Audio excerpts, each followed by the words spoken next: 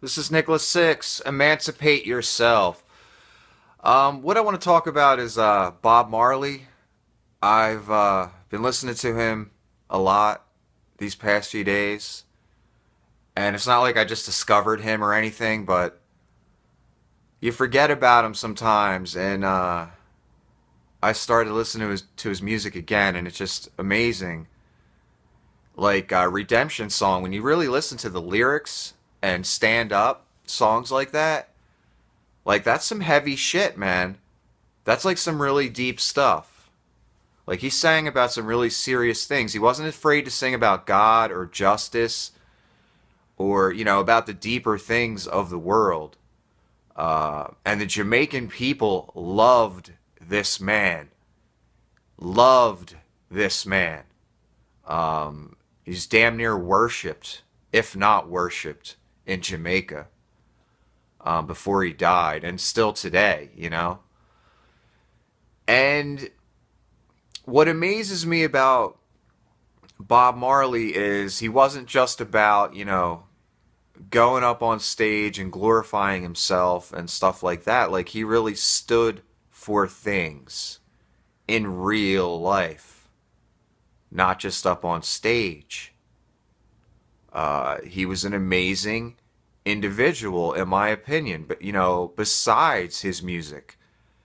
I don't know if people know in Jamaica, I don't know if it's calmed down in more modern times, but back in the 70s, when election season rolled around, like, there was fights, there was violence, there were murders, there were assassinations.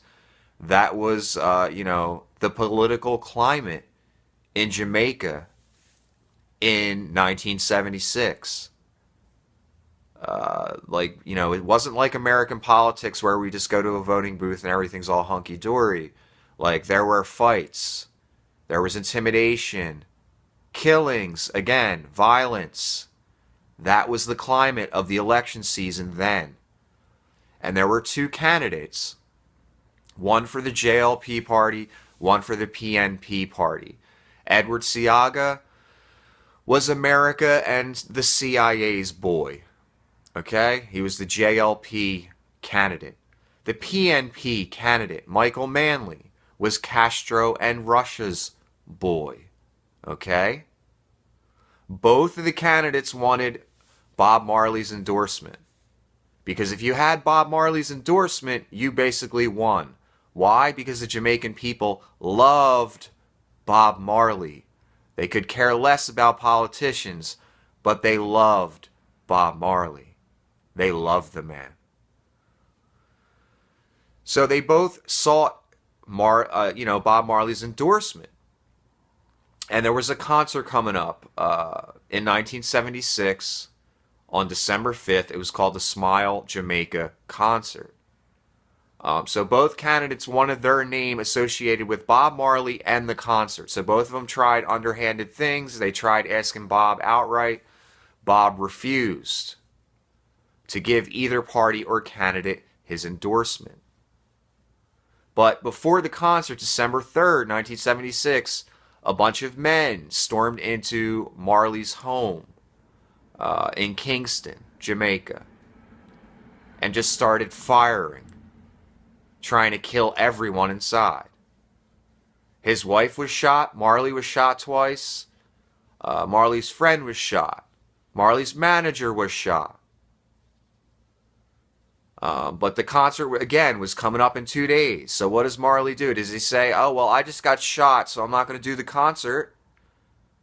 No, the man promises to do at least one song at the concert after being shot, after his whole family was assaulted by gunmen. And they didn't have handguns. They had serious weapons. They were trying to kill this man and his whole family and anyone else in the room. Serious weapons, trust me. Yet they lived. And Marley ended up doing a 90-minute set at the concert 2 days after being shot.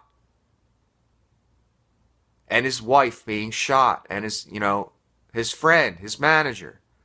He does the concert. Because part of the theme of the concert was peace during this crazy election season. And both candidates wanted Marley's endorsement. He's like, no, I'm not doing that. A few years later, in 1978, they had the One Love Peace concert on April 22nd.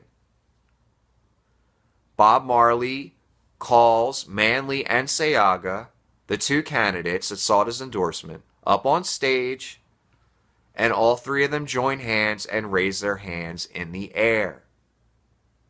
That's what Bob Marley was about right there. Not picking a side and saying, I hate the other side and, this is my guy. No, he was about unity and peace and stuff like that.